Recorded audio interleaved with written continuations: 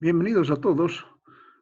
En esta clase vamos a continuar con el desarrollo del primer capítulo, en el cual hemos quedado en la parte donde realizábamos un estudio de las causas que producen el fallo en algún componente de una máquina. Habíamos indicado que existen diferentes causas que pueden producir fallos en una máquina, algunos fallos debido a un mal diseño, a una mala selección del material, errores que pueden cometerse en el montaje, en el mismo mantenimiento que se le hace a una máquina o la reparación que se le hace al mismo, y otro tipo de factores ambientales que pueden producir sobrecargas en los diferentes elementos de una máquina. Entonces existen diferentes causas que pueden producir el fallo de una máquina. Esto es muy importante tomar en cuenta, de tal manera que si yo puedo conocer de manera precisa cuál es la causa que está produciendo el fallo en un componente, yo puedo programar su reparación de manera adecuada y el mantenimiento que se le debe dar a la pieza para evitar este tipo de problemas. Pero también podemos tener una clasificación de las fallas de acuerdo al tipo de desgaste o al tipo de fatiga al cual esté sometido el mismo. Las fallas por desgaste generalmente se presentan cuando las piezas tienden a desgastarse con el tiempo, por lo cual se presentan, digamos, algunas holguras, debido principalmente a la falta de lubricación. La lubricación puede incidir, digamos, en que el desgaste sea más acelerado, ya que existe un tipo de desgaste abrasivo que va a ir desgastando las piezas constantemente si no existe una buena lubricación. Entonces, una falla por desgaste puede ser debido principalmente a una mala lubricación que existe entre las superficies. Fallas también que pueden producirse debido a fatigas superficiales, debido a esfuerzos presentes en la superficie o en la subsuperficie. Habíamos visto anteriormente de que se pueden originar zonas de concentración de tensiones en las cuales van actuando fuerzas aleatorias, digamos, fuerzas variables con el tiempo que van produciendo la fatiga superficial y produciendo la rotura en ese punto donde existe ese tipo de concentración de tensiones. Las fallas por fractura, debido principalmente a que la pieza ha estado sometida a una fuerza superior a la resistencia que tiene el mismo. Sabemos que todos los elementos, todas las piezas, todos los materiales tienen una resistencia máxima a la rotura, un esfuerzo máximo a la rotura, la cual se puede presentar, digamos, cuando se realizan o se presenta sobre el mismo fuerzas superiores que originan esa falla por fractura. La resistencia a la tensión es muy importante tomar en cuenta, ya que puede producir fallos de rotura del tipo frágil o dúctil. Esta parte se analiza mucho más en la materia que se llama resistencia de materiales, por eso les indicaba anteriormente de que es necesario que ustedes ya tengan el fundamento de ciertas definiciones que se llevan en algunas materias para poder ver la aplicación de las mismas en esta materia. Se puede presentar, como decía, fallas por fractura del tipo frágil o dúctil, debido principalmente a que se ha rebasado la resistencia a la tracción de la pieza que ha sido sometido a este esfuerzo, lo cual ha originado su fractura. Las fallas por flujos plásticos significa que la pieza ha quedado deformado. Sabemos que una pieza puede quedar deformada cuando se le somete a un tipo de fuerza, queda deformado permanentemente, no retorna a su longitud original. Esta deformación del tipo plástico puede originar que la pieza ya no trabaje de manera correcta porque se ha deformado la misma. También existen mecanismos de degradación ambientales que habíamos indicado. El medio ambiente en el cual está trabajando el componente puede originar desgastes o fallas en los componentes de manera acelerada. Un ejemplo clásico de esto sería este componente de un equipo pesado, es el tren de rodado que se llama. Toda esta parte del tren de rodado trabaja a la intemperie, sin ningún tipo de lubricación, sin ningún tipo de protección. O sea, todos los componentes que vemos acá, la rueda motriz que se llama, los rodillos superiores, los rodillos inferiores, la cadena misma, la rueda guía, todo esto trabaja a la intemperie. Muchas veces se cubre con barro,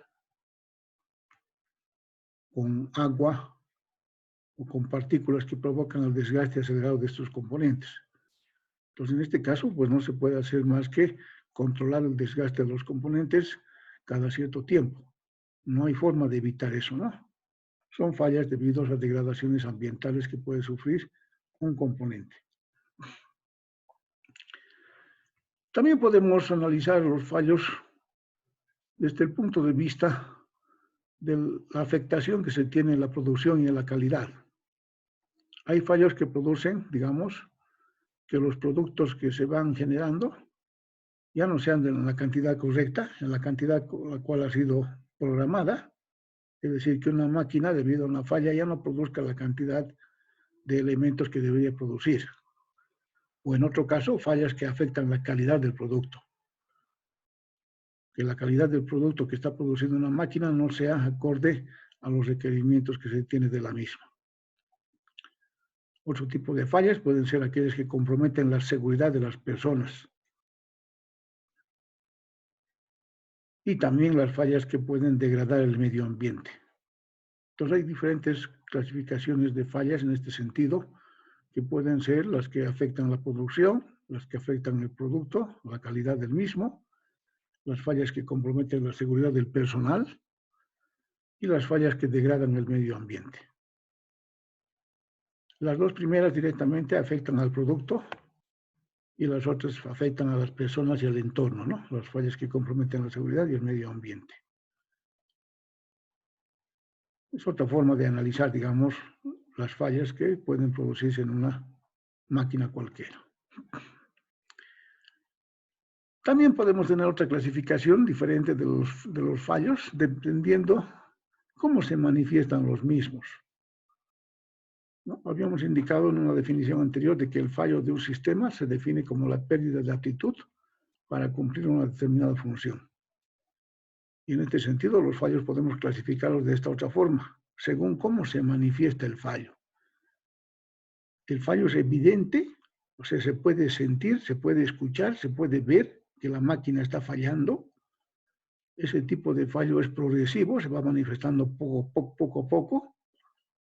El ruido, por ejemplo, en el funcionamiento de una máquina va aumentando poco a poco debido al desgaste de ciertos componentes, o es un fallo súbito, que de repente la máquina para, o la máquina se detiene porque se ha roto algún componente.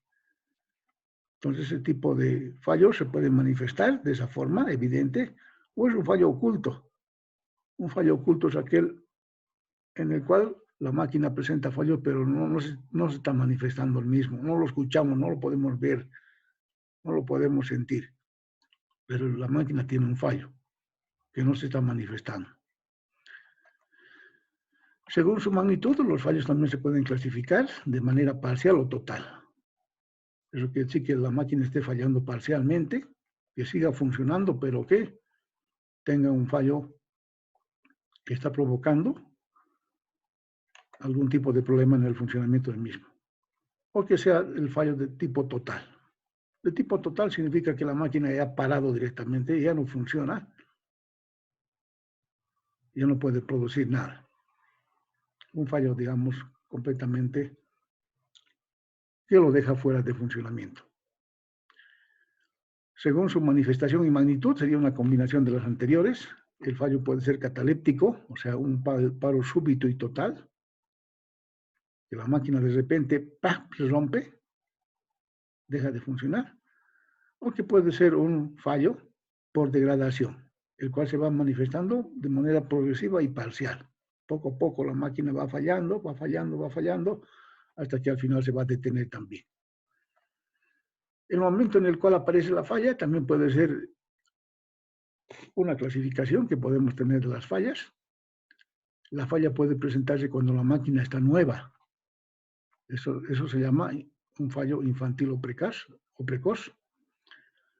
Puede ser aleatorio, o sea que la falla se presente en cualquier momento de su vida útil, o que puede ser un fallo que se manifiesta cuando la máquina ya está viejita, cuando ya está usada, digamos, ¿no? Entonces, en el momento de su aparición, la falla puede presentarse al principio, en cualquier momento de su vida útil o al final. Según sus efectos, los fallos también pueden ser, digamos, de menor magnitud, fallo que no provoca ningún tipo de problemas, un fallo muy pequeño, por decir, que no afecta ni la calidad ni la producción. Luego tenemos el fallo significativo, que ya se siente un poco el efecto del fallo en la producción y en la calidad principalmente. Un fallo crítico en el cual la falla sí ya está afectando bastante a lo que es la producción y la calidad principalmente. Y el catastrófico, que sería aquel en el cual el fallo puede provocar la rotura de la máquina, ¿no? Que la máquina prácticamente quede inservible después de provocarse este fallo catastrófico. Y finalmente, pues según las causas que producen la falla, la causa puede ser primaria, secundaria o múltiple, ¿no? Entonces aquí podemos tener varios ejemplos. Por ejemplo, si hablamos de un motor, de un vehículo, el sistema que se encarga de mantener constante la temperatura de funcionamiento es el sistema de refrigeración. Entonces, fallas en el sistema de refrigeración pueden provocar un fallo primario, ¿no? Un fallo secundario podría ser provocado, digamos, por otro sistema que no sea el principal. El sistema de enfriamiento es el encargado de mantener constante la temperatura de funcionamiento de un motor. Pero también el aceite lubricante sirve para refrigerar el motor en ciertas partes. Entonces, es secundario cuando la causa directa está en otro sistema, que sería en este caso el sistema de lubricación. Y falla múltiple sería pues cuando varios elementos, varios sistemas encargados de proteger el sistema, presentan una falla.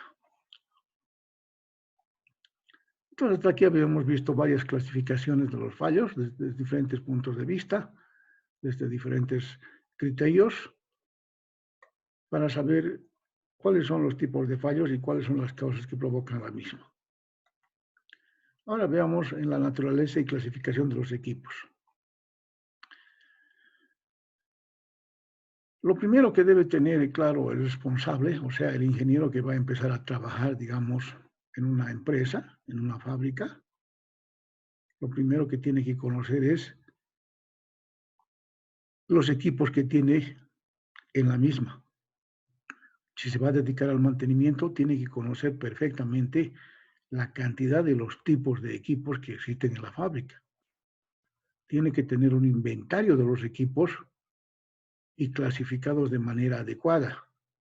En una fábrica existen equipos críticos y equipos, digamos, de complemento. Entonces, la persona que va a encargarse del mantenimiento tiene que conocer perfectamente la naturaleza y clasificación de los equipos que van a estar a su cargo. El inventario es un listado de los activos físicos de naturaleza muy diversa. Existen diferentes tipos de máquinas y equipos y cada cual tiene diferentes características de funcionamiento. En ese caso, pues el encargado de mantenimiento tiene que conocer perfectamente la forma de funcionamiento de cada una de las máquinas para saber qué tipo de mantenimiento se le va a dar. Entonces, esta clasificación se lo puede hacer de diferentes formas. Las máquinas más importantes, las que producen, por ejemplo, un bien, en una fábrica de zapatos, por ejemplo, las máquinas que producen los zapatos son las máquinas más importantes, las cuales no deberían dejar de trabajar en ningún momento, a las cuales hay que priorizar su mantenimiento. Son los equipos técnicos, por decir, ¿no? Pero estos equipos principales que producen un bien necesitan el apoyo de otros equipos adicionales, llamados periféricos en este caso. Para trabajar estos equipos necesitan combustible, necesitan vapor de agua, digamos, producido por un caldero, necesitan presión de aire producido por un compresor, Entonces existen diferentes equipos periféricos o auxiliares que van a apoyar el trabajo de estas máquinas importantes que están produciendo un bien. Todos estos obviamente son importantes. Si falla la parte del caldero, por ejemplo, obviamente van a dejar de funcionar muchos de estos equipos, ¿no? Entonces hay que ver cuál es la importancia de cada uno de los equipos para saber el tipo de mantenimiento que hay que aplicarle y cada qué tiempo se tiene que hacer el mantenimiento de las mismas. Hay diferentes técnicas de mantenimiento que vamos a ver en el siguiente capítulo y ahí vamos a poder ver cuáles son los tipos de mantenimiento más adecuados que se le debe aplicar a una máquina. Pero como decía también anteriormente, el mantenimiento no solamente se aplica a los equipos. O en una fábrica, por ejemplo, no solamente existen máquinas, no solamente existen equipos, también están la parte de los edificios, por decir, las obras civiles, los jardines, el sistema de iluminación, las cocinas, los baños. Claro que un ingeniero mecánico o electromecánico no se va a dedicar al mantenimiento de esto, ¿no? Existe otra persona adecuada para hacer el mantenimiento de esto, pero también se utiliza el mantenimiento en estas áreas. Nuestra labor principal va a ser el mantenimiento de estos equipos que producen un bien. Y ese bien es el que produce las ganancias de la empresa. Entonces, el inventario de los equipos pues, se puede hacer de manera exhaustiva, de manera, digamos, detallada, o de manera rápida al principio, ¿no? Para saber qué tipos de equipos tenemos, ¿no? Un inventario de equipos, que es un registro listado de todos los equipos, codificado y localizado de manera adecuada. Se pueden agrupar estos equipos de diferentes formas, ¿ya? Y también se puede hacer una clasificación de los equipos de acuerdo a su criticidad, o sea, cuáles son los equipos más importantes en una fábrica, con el objeto de asignar el personal adecuado, el personal necesario para realizar el mantenimiento y el cuidado de estas máquinas, ¿no? Entonces, al principio hay que hacer todo esto. Es importante que el encargado de mantenimiento conozca todo esto y aplique paso a paso todas estas acciones, ¿no? Para poder tener una idea clara de qué es lo que está a su cargo y qué es lo que va a mantener. Los equipos se pueden clasificar de diferente forma. Si hablamos de una empresa, digamos, constructora de caminos, una empresa constructora de caminos puede tener equipos pesados, como ser tractores, motoniveladoras, palas, etc. Puede tener equipos semipesados, equipos livianos y equipos varios. Entonces, la clasificación se puede hacer de acuerdo a este criterio, ¿no? ¿Cuáles son los equipos pesados? ¿Cuáles son los semipesados? ¿Cuáles son los equipos que hacen mantenimiento? O sea, en la maestranza de la empresa, las prensas, soldadoras, etc. O se puede tener todo tipo de clasificación. Equipos de caminos, equipos de transporte, equipos de maestranza, equipos de radio, etc. Entonces, esto ya es criterio del ingeniero que va a hacer el mantenimiento de las máquinas, el que está encargado de realizar el mantenimiento y reparación de las máquinas. Lo puede clasificar de acuerdo a diferentes criterios. El que más le convenga, el que más, con el que se sienta mejor satisfecho. Equipos pesados puede haber varios, de diferente tipo. También es importante la codificación interna que tienen los equipos. A cada equipo se le tiene que dar un código, un número correspondiente, para poder identificarlo claramente. Existen diferentes criterios de codificación de equipos, asignarle un número alfanumérico o darle un nombre específico. La codificación del equipo es como el número de carnet de identidad. El número de carnet de identidad es específico para cada persona, ¿no ve? No se puede repetir. Entonces, en un equipo hay que hacer lo mismo. Hay que darle un número, hay que darle un código a cada máquina para poder ubicarlo fácilmente, para poder saber de qué máquina se trata, viendo solamente el código alfanumérico que podemos utilizar. No existe una norma al respecto, es cuestión de criterio solamente la asignación de un código. Por ejemplo, podemos tener en una empresa constructora de caminos varios equipos, como ser motoniveladoras. Entonces yo puedo asumir de que a las motoniveladores le voy a dar un código M al principio para saber que se trata de una motoniveladora.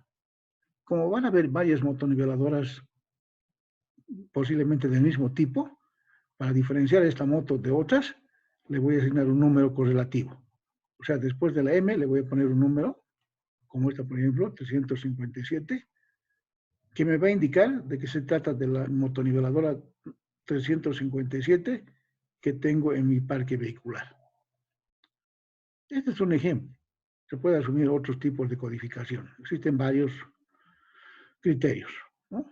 Pero no existe una norma que te diga tienes que colocar el código de acuerdo a la siguiente norma, ¿no? Eso es criterio solamente del encargado del mantenimiento. Este es un ejemplo de la codificación de los equipos, por ejemplo, de la Alcaldía Municipal de La Paz. Aquí está el código, fíjense. Este es el código con el cual se puede identificar diferentes tipos de equipos, ¿no? Por ejemplo, tenemos acá una retroexcavadora, otra, todos son iguales, de la misma marca. Entonces, para diferenciar esta de esta otra, este se llama RF01, es su código, este es el RF02, este es el RF03. ¿Y por qué RF? R por la retroexcavadora, F por la marca, Ford. Ahora, esto significa que es una retroexcavadora de la marca Ford, que es el primero en el parque vehicular que tenemos. No es un criterio. Lo mismo de las compactadoras, fíjense.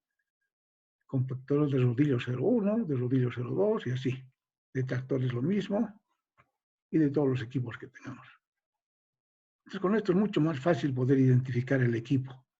Con este código es mucho más fácil que por el nombre nomás, porque todos se van a llamar retroexcavadores en este caso, ¿no? Entonces tengo que identificar cada uno de ellos de manera diferente. Entonces, luego de haber hecho un análisis de la cantidad y el tipo de equipos que tengo en mi parque vehicular, en mi fábrica, lo que tengo que hacer seguidamente es priorizar la reparación y el mantenimiento de los mismos. No todos van a requerir la misma prioridad. Como les decía, hay equipos críticos que no pueden parar ni un momento. Porque si esos equipos críticos paran, toda la fábrica para. Ya no se produce nada. Entonces hay máquinas importantísimas a las cuales hay que darle una prioridad máxima con el fin de que estos no paralicen y que puedan trabajar de manera continua. Entonces este análisis se lo puedes realizar tomando en cuenta diferentes factores, como por ejemplo la producción, la calidad, el mantenimiento, el medio ambiente y la seguridad. Hay que priorizar entonces las actividades de mantenimiento y reparación en base a estos criterios, ¿no? ¿Cuáles son las máquinas o cuánto mantenimiento tengo que dar a las máquinas que están produciendo algún determinado tipo de bien? Hay que priorizar la calidad y el mantenimiento.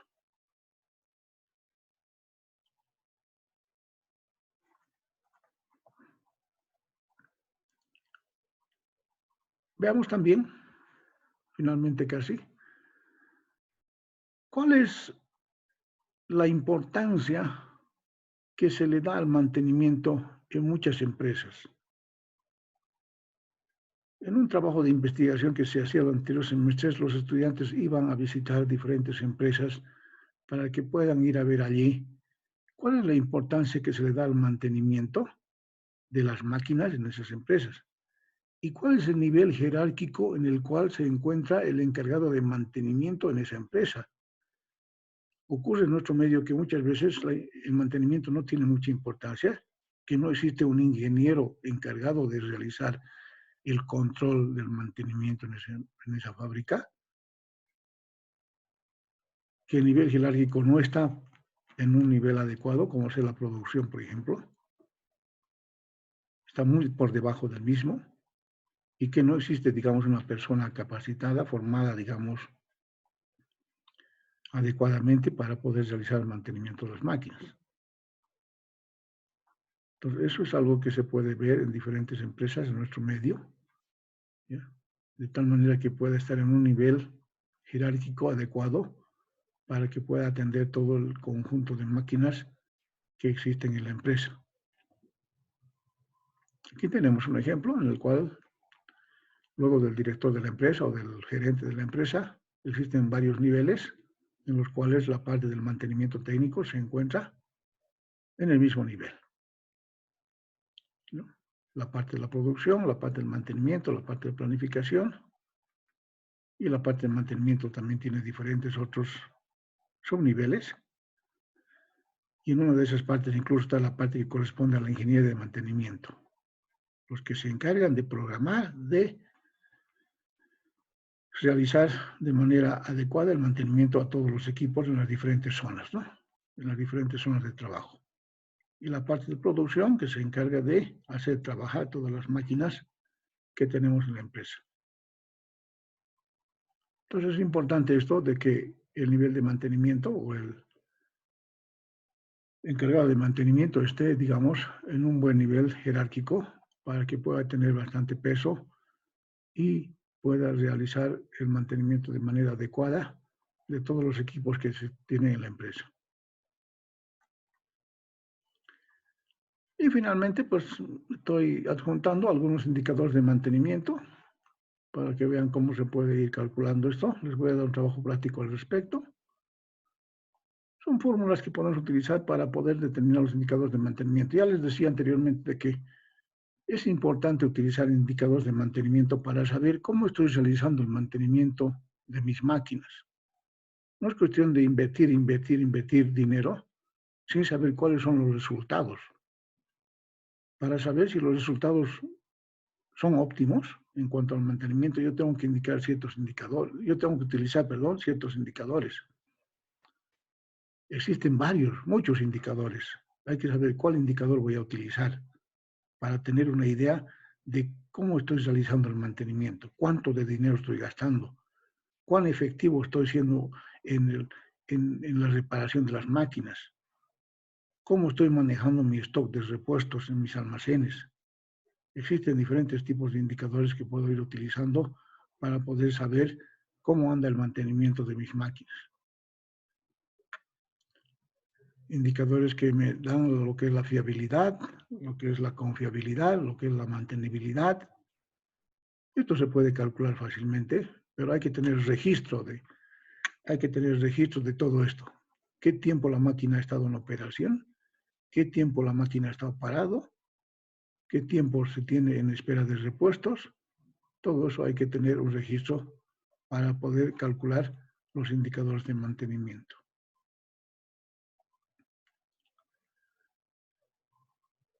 Entonces, esto es algo que lo van a profundizar ustedes. Les voy a pasar una práctica para que lo vayan averiguando y podamos hacer, digamos, una verificación de los indicadores de mantenimiento que se utilizan principalmente en muchas fábricas y muchas empresas. Con esto habíamos acabado, digamos, el contenido del capítulo 1. Si tuvieran alguna duda, si existe alguna pregunta, si alguna parte de esta explicación no está clara, no duden en enviar estas dudas, estas preguntas, ya sea a mi correo, que lo tienen ya, al correo electrónico, o a la plataforma. Mejor si lo hacen al correo para que les pueda explicar de manera individual a cada uno si alguna parte del capítulo no ha sido comprendido. Nos quedaríamos en esta clase y nos vemos la semana siguiente para ver ya el capítulo número 2, donde vamos a ver los diferentes tipos de mantenimientos que existen. Muchas gracias.